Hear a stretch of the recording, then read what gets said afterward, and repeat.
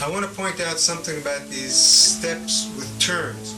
Now remember, the first step we did is a very simple step. A lot of people have trouble with it, but it's really simple. All we're doing from here, ward off left, is we raise this knee. And when I raise the left knee, don't let it fall forward. It's still facing you here. So the knee moves forward.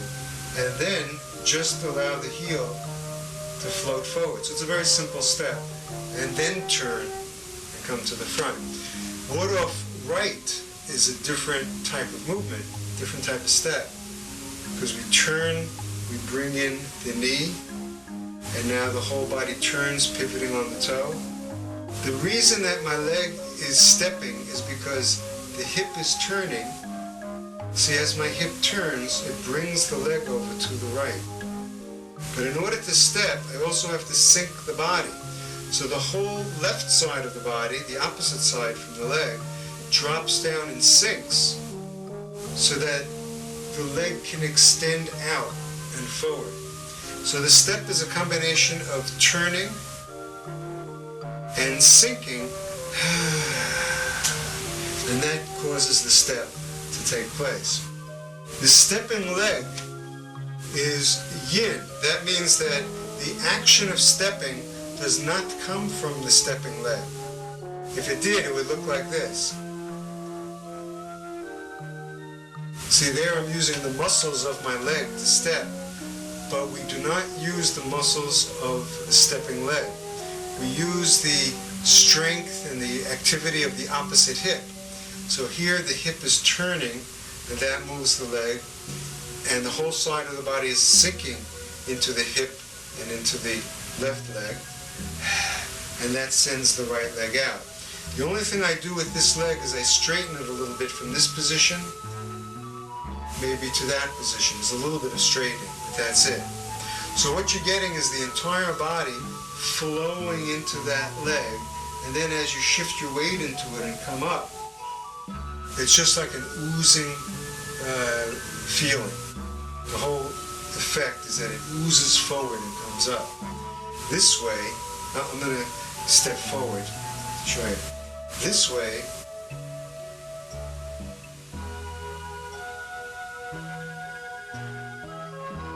as opposed to this way.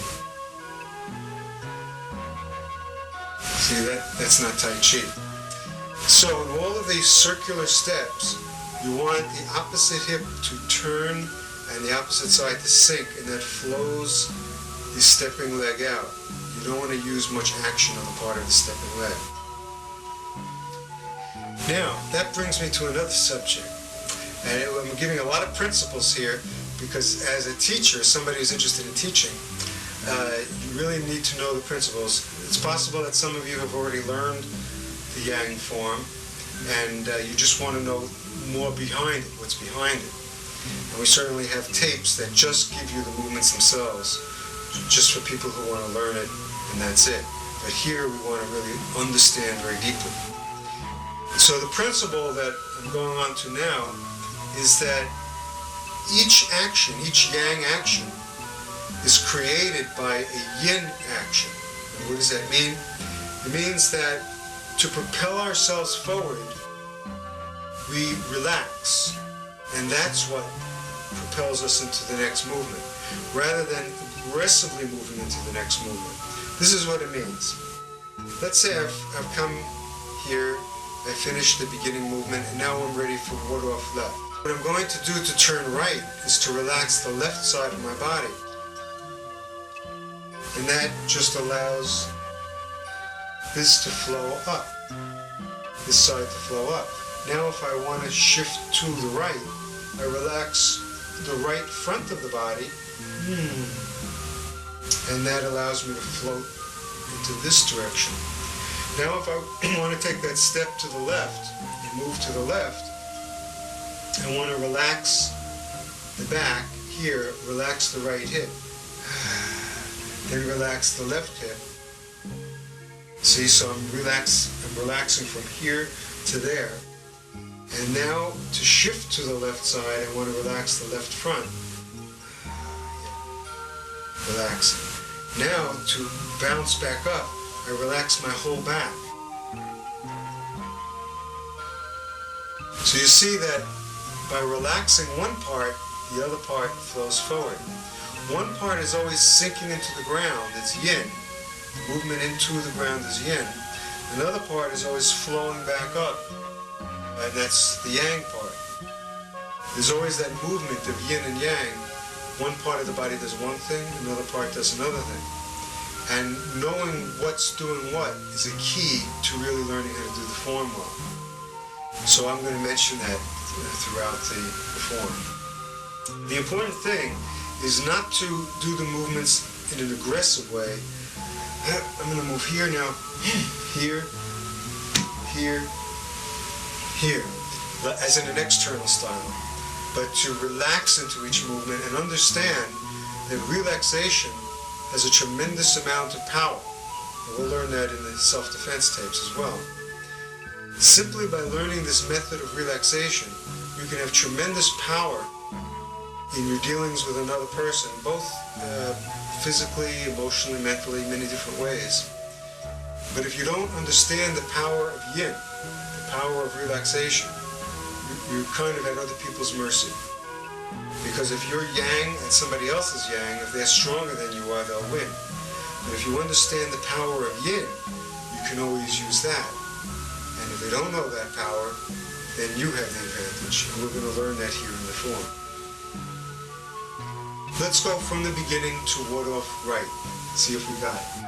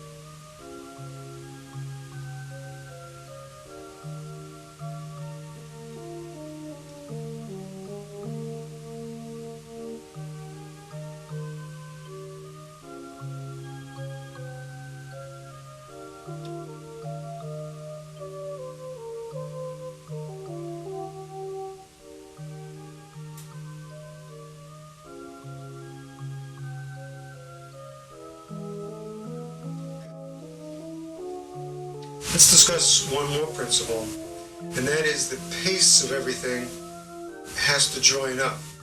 What I mean by that is, we go to ward off right. I'm going to face this way so you can see.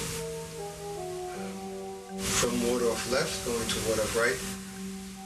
From here, from this position, I'm going to be turning my hips at a very even pace.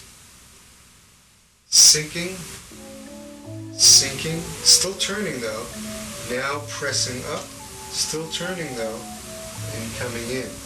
So what I've done here is I've divided my sinking within the turning. See, so the first part of the turning is sinking, the second part is rising up. But the turning is even throughout. And the pace of the sinking and the pace of coming up is even throughout.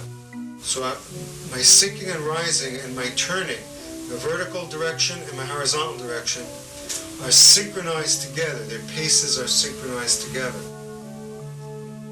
Now in addition, my breathing is synchronized together.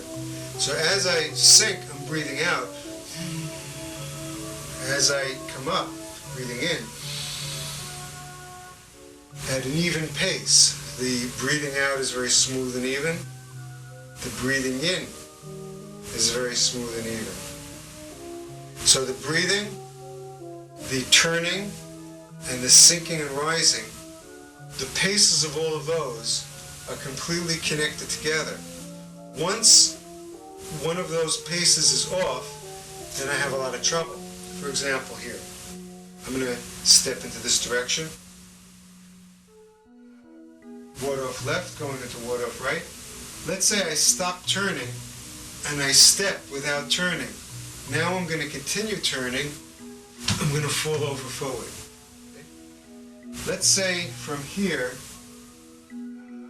again I don't turn, and I still don't turn, and now at the end I turn, I'm going to fall over this way.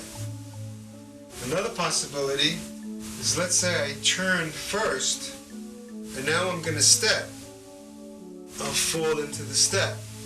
So anytime you have the pace being off, mechanically it doesn't work out very well. And you can always trace a problem in the form to the pace of something being off. And so that's a very important key. And we'll go over and over that as the form goes on.